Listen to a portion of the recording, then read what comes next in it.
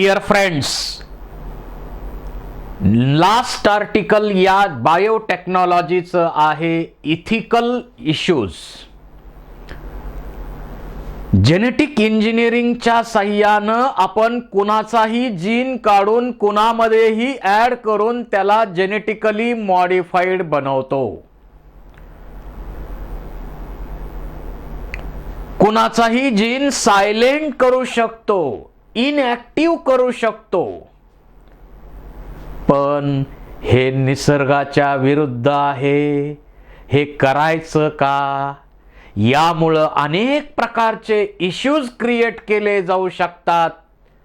त्यापैकी काही इश्यूजची चर्चा आपल्याला इथं करायची आहे. जेनेटिक इंजिनिअरिंगच्या साह्यानं जे आपण प्रॉडक्ट बनवले, ऑर्गॅनिझम बनवले, जेनेटिकली मॉडिफाईड ऑर्गॅनिझम बनवले, ते ऑर्गॅनिझम आपण इकोसिस्टीम मध्ये ऍड केल्यानंतर त्यांचे अनप्रिडिक्टेबल रिझल्ट मिळू शकतात. मूळच्या स्पीसीज नष्ट होण्याचा धोका सुद्धा यामध्ये निर्माण होऊ शकतो. अनेक ॲलर्जिक रिॲक्शन यामुळे होऊ शकतात. काही डिसऑर्डर होण्याचा धोका सुद्धा नाकारता येत नाही. आणि म्हणून जगाने जेनेटिक इंजिनिअरिंगचा काळजीपूर्वक वापर करावा. इंडियन गव्हर्नमेंटने सुद्धा काय केलंय, एक ऑर्गनायझेशन बनवलं, एक कमिटी बनवली, जेनेटिक इंजिनिअरिंग अप्रूव्हल कमिटी बनवली. एखादं जेनेटिकली मॉडिफाईड प्लांट आपण किंवा ऑर्गॅनिझम बनवला तर तो आपण त्याचे फायदे तोटे काय असतील ते सगळं आपण त्या कमिटीला समजून सांगायचं. आणि त्या कमिटीनं होकार दिल्यानंतर त्या जेनेटिकली मॉडिफाईड प्लांटचं कल्टिवेशन आपल्याकडं करण्याला परवानगी देणार. इतके सगळे प्लांट आपण स्टडी केले, जेनेटिकली मॉडिफाईड ऑर्गॅनिझम स्टडी केले, पण बहुतांशींचा वापर आपल्याकडं करायला परवानगीच नाही आहे. बीटी कॉटन सोडला तर बाकीच्या व्हरायटी आपल्याकडं कल्टिवेट करायला परवानगी नाही आहे.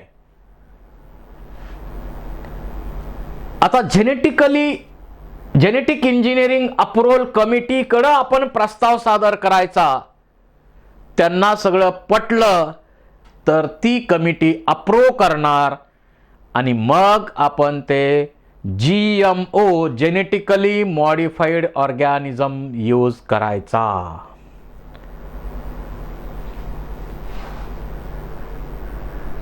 आता बायोपायरसी, पायरसी याचा अर्थ चोरी. जसं आपल्याकडं आता तुमच्या लक्षात जास्त नाही, परंतु काही काळापूर्वी किंवा आत्ता सुद्धा समजा एखादा नवीन सिनेमा रिलीज झाला,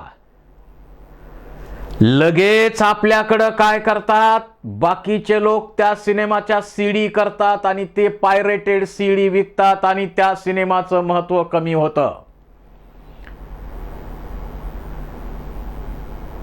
जसं आपल्याकडं MS ऑफिस कॉम्प्युटरसाठी आपण विंडो सॉफ्टवेअर इन्स्टॉल करतो, मोठ्या प्रमाणात या सॉफ्टवेअरचा लीगल कॉपी इन्स्टॉल करण्याचं प्रमाण नगण्य आहे. मेजॉरिटी लोक पायरेटेड कॉपी यूज करतात. जशी ही पायरसी कॉम्प्युटर टेक्नॉलॉजी मध्ये मोठ्या प्रमाणावर पाहायला मिळते,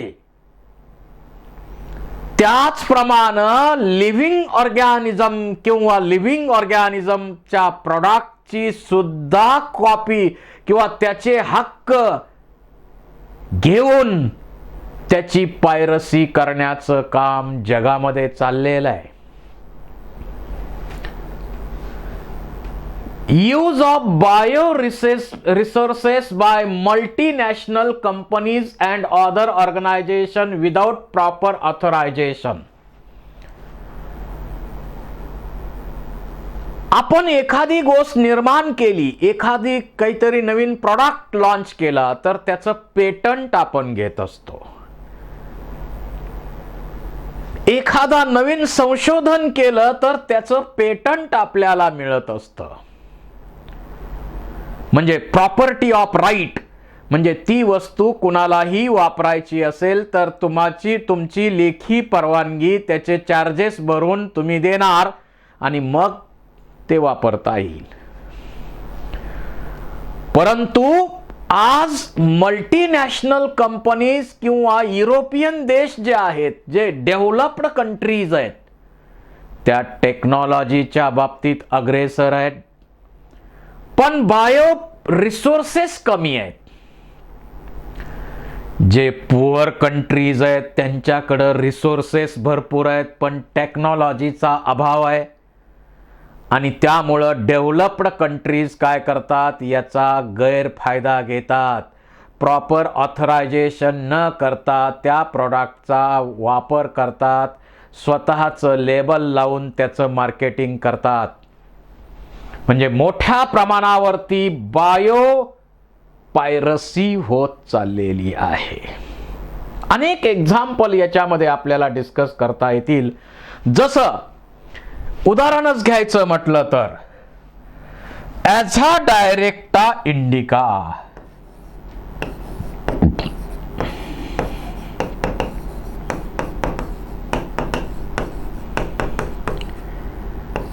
ॲझा डायरेक्टा इंडिका, कडुनिंबाचं झाड.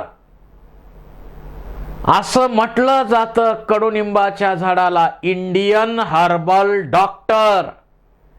प्रत्येक भागामध्ये मेडिसिनल इम्पॉर्टंट प्रॉपर्टी आहेत.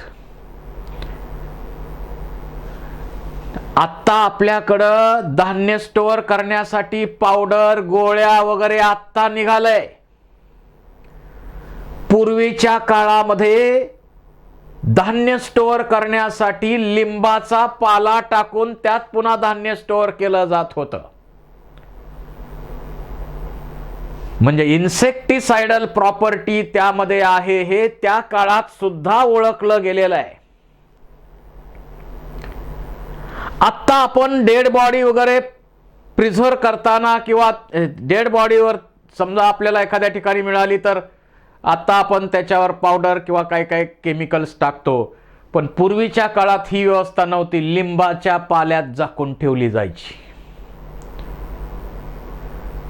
म्हणजे या कडुनिंबामध्ये इन्सेक्टिसाइडल प्रॉपर्टी आहे, हे आपल्या देशातल्या ग्रामीण भागातल्या सुद्धा प्रत्येकाला माहिती आहे. पण अमेरिकेच्या एका कंपनीनं काय केलं, कडुनिंबामध्ये इन्सेक्टिसाइडल प्रॉपर्टी आहे असं संशोधन केलं आणि त्याचं पेटंट मिळवलं.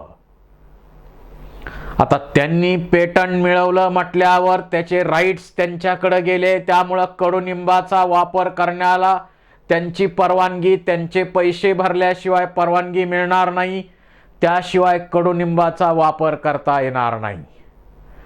याचा अर्थ वैयक्तिक लेवलला घेऊ नका. सकाळी सकाळी मी मॉर्निंग वॉकला निघालोय, कडुनिंबाचं झाड दिसलंय आणि मग लिंबाच्या काड्या घेऊन दात घासू की नको. अमेरिकेला फोन, अहो तुमच्याकडं पेटंट आहे, मग मी दात घासू का नको, असं विचारायची गरज नाही. वैयक्तिक घेऊ नका. पण मग तुम्हाला माहिती आहे मार्गो नावाचं साबण बनवलं जातं की नाही, मग कडुनिंबाचा वापर त्यात केला जातो की नाही. मग तशा कंपन्या, साबण बनवणारी कंपनी असो किंवा त्याचा वापर करणारी कंपनी असो आपल्या देशातली, त्या कंपनीला अमेरिकेच्या त्या कंपनीची ज्यांनी पेटंट मिळवलंय त्यांची लेखी परवानगी घेऊनच, त्यांचे पैसे भरूनच त्याचा वापर करता येईल. मग आपल्या देशाला हे ज्यावेळी पेटंट मिळाल्याचं समजलं तर आपण त्यांच्या विरुद्ध केस इंटरनॅशनल कोर्टात दाखल केली. अहो, कडुनिंबाचा वापर वैदिक लिटरेचर पासून या भारतात केला जातोय, तुम्ही आम्हाला काय शिकवायला लागलाय? हे ठणकावून सांगितलं कोर्टात आपण, आणि ती केस आपल्याकडं इतकं मोठं लिटरेचर असल्यामुळं आपण जिंकली. दुसरं उदाहरण, हळदी, टर्मेरिक पावडर. अमेरिकेच्या एका कंपनीनं शोध लावला की हळदीमध्ये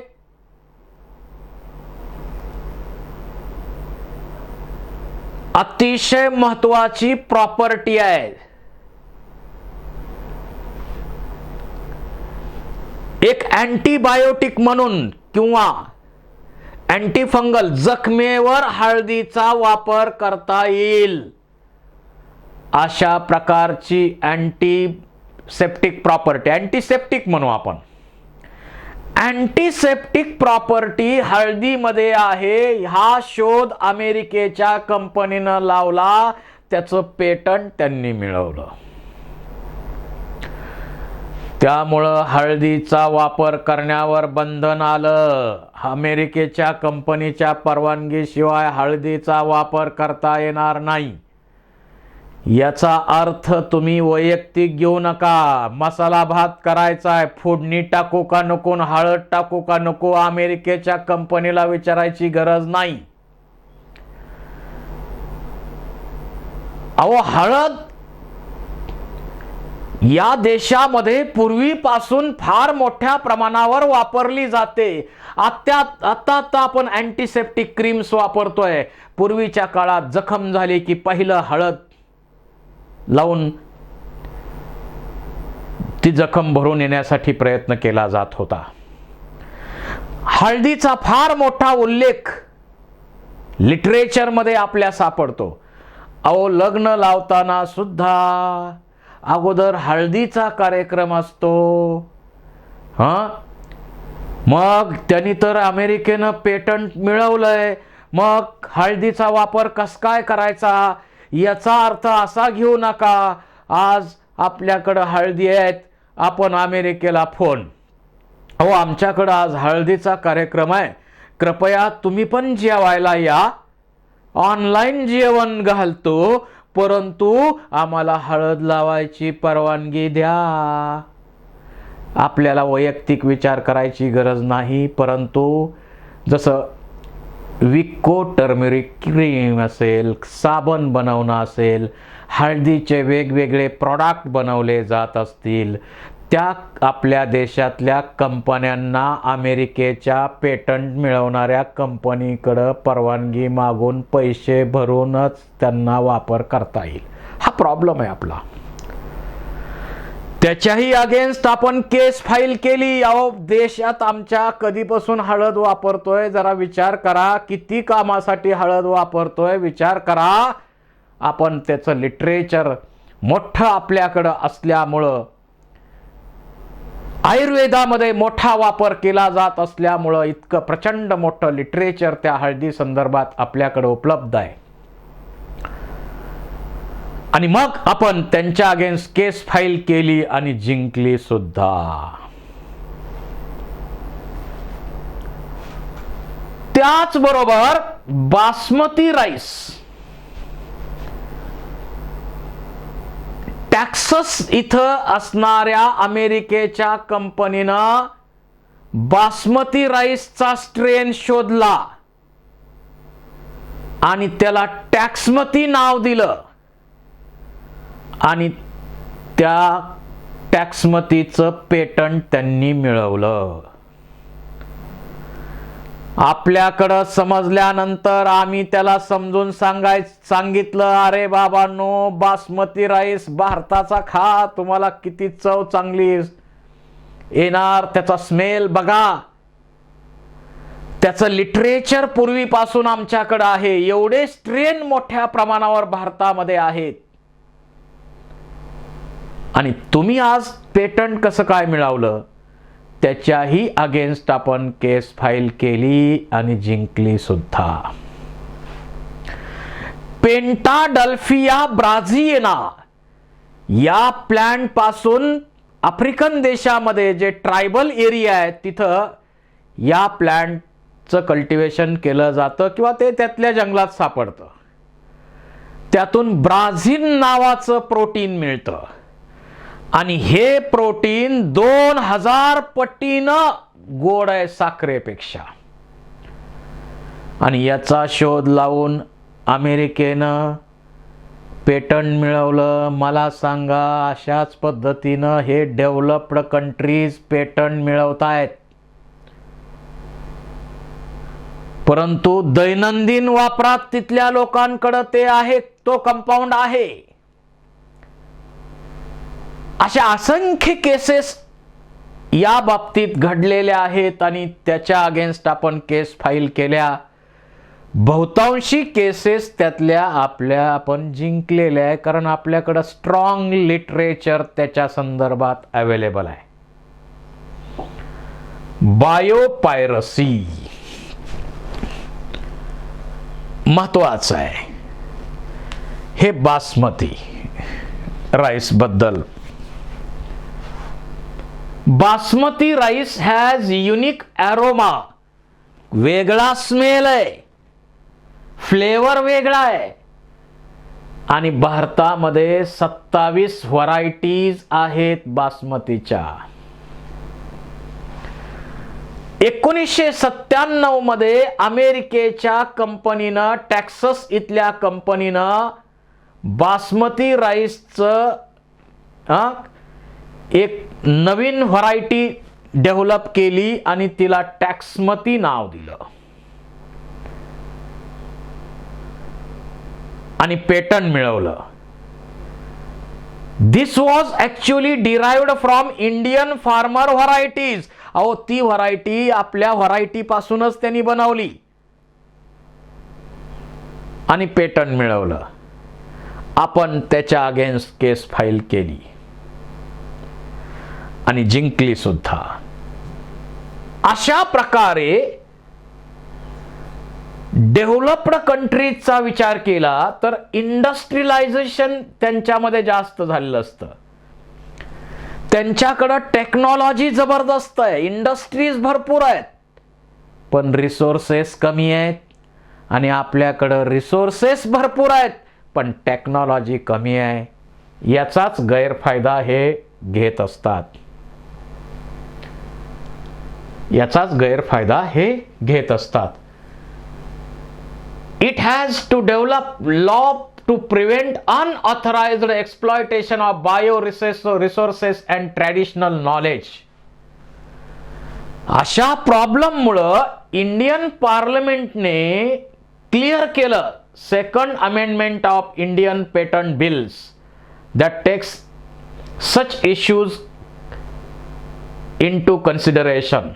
हे सगळे इश्यू कन्सिडर करून इंडियन पार्लमेंटने अमेंडमेंट केलेली आहे, सेकंड अमेंडमेंट केलेली आहे. त्यानंतर वॅक्सिन बनवणं. पहिलं स्मॉल पॉक्सचं वॅक्सिन कोणी बनवलं? Edward Jenner.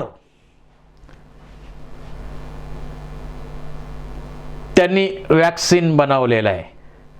वॅक्सिन म्हणजे नेमकं काय असतं ते समजून घ्या. जसं कोरोनाचं वॅक्सिन बनवायचंय, आता मेथड पुढं काळाप्रमाणे थोड्या आणखी बदलत जाणार, पण वॅक्सिन काय असतं? एक तर तो डेड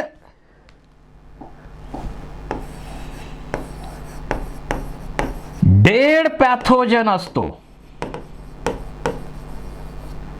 किंवा एवढा वीक पॅथोजन असतो की त्यामुळं डिसीज डेव्हलप होणार नाही. आणि असा पॅथोजन ओरली किंवा इंजेक्शनच्या मदतीनं आपल्या बॉडीत दिला जातो आणि आपली बॉडी त्याला हळूहळू ओळखते आणि त्याच्यानंतर अगेन्स्ट अँटीबॉडीज बनवून ठेवते. आपलं सैन्य त्या डिसीजच्या अगेन्स्ट बनवून ठेवते आणि प्रत्यक्ष ज्यावेळी शत्रू हल्ला करेल त्यावेळी आपली बॉडी पटकन मुकाबला करते. हा बेसिक कन्सेप्ट आहे वॅक्सिनचा. आज आपण कोरोनाचे वॅक्सिन बनवलेले आहेत. वॅक्सिनेशन मस्ट आहे. तेच एकदम महत्त्वाचं सुरक्षा कवच आहे. परंतु आपल्या देशात गैरसमज किती आहेत तुम्ही सगळे ऐकलेले आहेत. मी इथं सांगायची गरज नाही. तर हे वॅक्सिन कसं बनवलं जातं, प्रोसेस काय, सुरुवात कोणी केली? लुईस पाश्चरनं केली. अगोदर एडवर्ड जेनरनी याची सुरुवात केली आणि स्मॉल पॉक्सचं वॅक्सिन त्यांनी बनवलं. त्यानंतर सायंटिफिक बेसिसवरती वॅक्सिनेशन जे एस्टॅब्लिश केलं ते लुईस पाश्चर यांनी केलेलं आहे. मेथड काय? समजा आपल्याला एखाद्या डिसीजचं वॅक्सिन बनवायचंय. समजा आपल्याला टायफॉइडचं वॅक्सिन बनवायचंय. तर पहिल्या स्टेप मध्ये काय करा? Salmonella typhi, Salmonella typhi bacteria isolate करा. ती ग्रो करा, कल्चर मीडियम मध्ये ग्रो करा, ग्रो करा, ग्रो करा. ग्रोथ घडवून आणा त्या मायक्रो ऑर्गॅनिझमची भरपूर. मग त्याच्यामुळं काय? Involves growth of pathogenic organisms on artificially cultured medium to obtain large number of pathogens or their toxins. त्यासाठी त्या मायक्रो ऑर्गॅनिझमची मोठ्या प्रमाणावरती कल्चर मीडियम मध्ये ग्रोथ करा केली. त्यानंतर तो मायक्रो ऑर्गॅनिझम काय करा?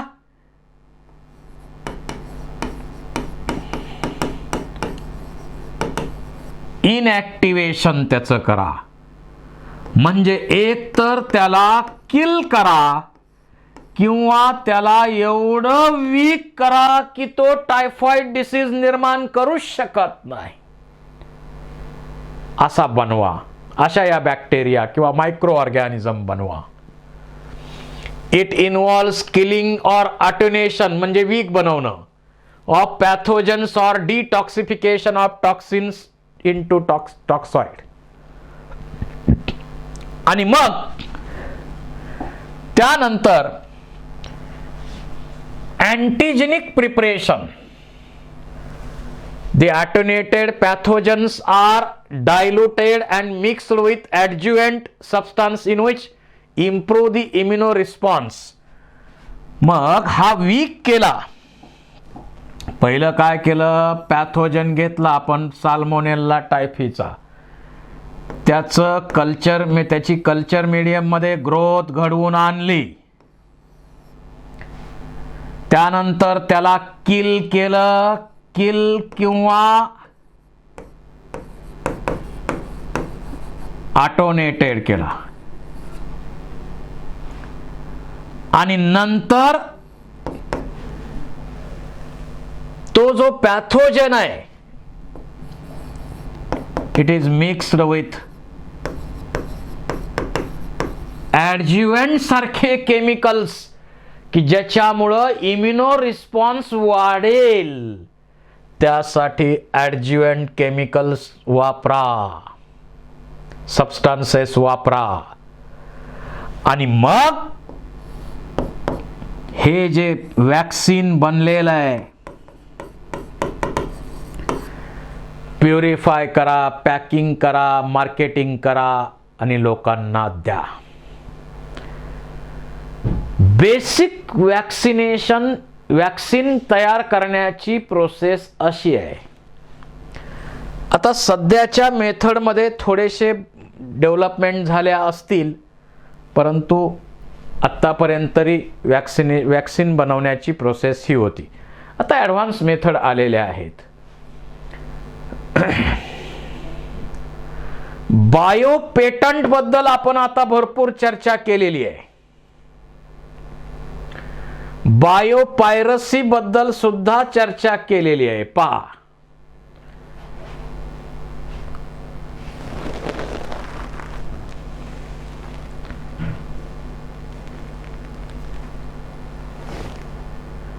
तुम्हाला मगाशी ब्राझीलचा उल्लेख मी केलाय.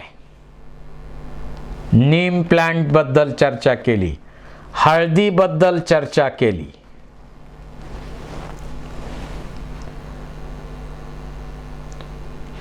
असे इथिकल इश्यूज आता निर्माण होत चाललेले आहेत.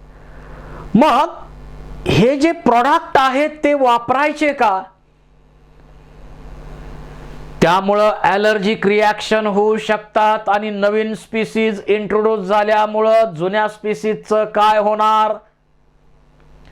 या स्पीसीज जर काही माणसावर हल्ला करायला लागल्या, नवीन स्पीसीज माणसाला सुद्धा सोडत नसल्या तर कसं होणार? अनेक प्रश्न यामधून निर्माण होत चाललेले आहेत. इथिकल इश्यूज निर्माण होत चाललेले आहेत.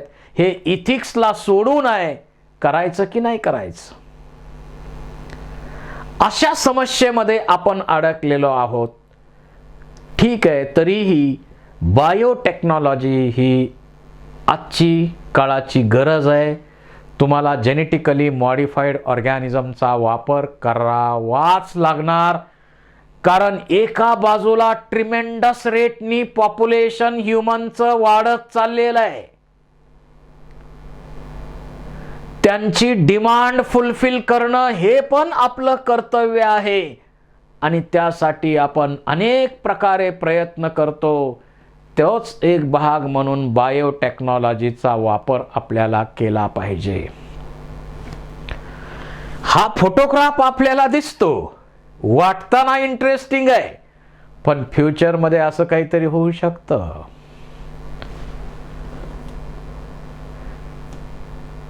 शेवटी बायोटेक्नॉलॉजीचं युनिट संपलेलं आहे. दोन्ही चॅप्टर संपलेले आहेत.